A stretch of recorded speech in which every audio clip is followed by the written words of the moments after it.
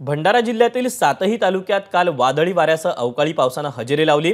या अवकाळी पावसामुळे पिकांना मोठा फटका बसलेला आहे। या नुकसानाचा आढावा घेतलेला आहे शेतकऱ्याच्या बांधावरून प्रशांत देसाई यांनी।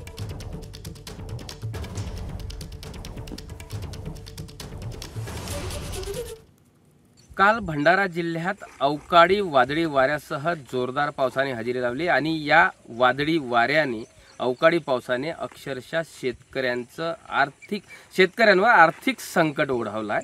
बघू शकता आपण भंडारा जिल्ह्यातील एक नीरज बुजुर्ग या शेतशिवारात पोहोचलेला आहोत। हातातोंडाशी आलेला हे धान पीक आहे।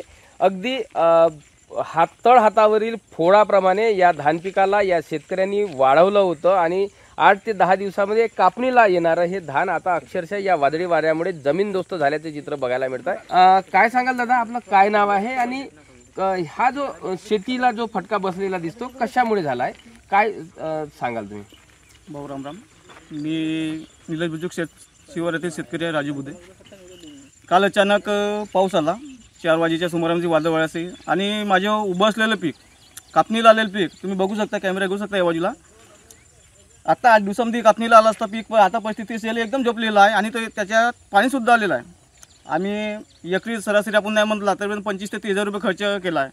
इकून तिकून पैसे घेतले, कुठून आणले, व्याजाने आणले, इकून आणले ते माझ्या मालूम आहेत। पण आता अशी परिस्थिती, आता मी कापणार होतो, विकणार होतो, पण आता कापीन आणि विकीन याचीसुद्धा मला गॅरंटी नाही वाटत। राज्य सरकार असो, प्रशासन असो यांनी तात्काळ पंचनामे करून यांना आर्थिक मोबदला देण्यात यावा अशी या शेतकऱ्यांकडून मागणी होत आहे। प्रशांत देसाई, एबीपी माझा, भंडारा। एबीपी माझा, उघडा डोळे बघा नीट।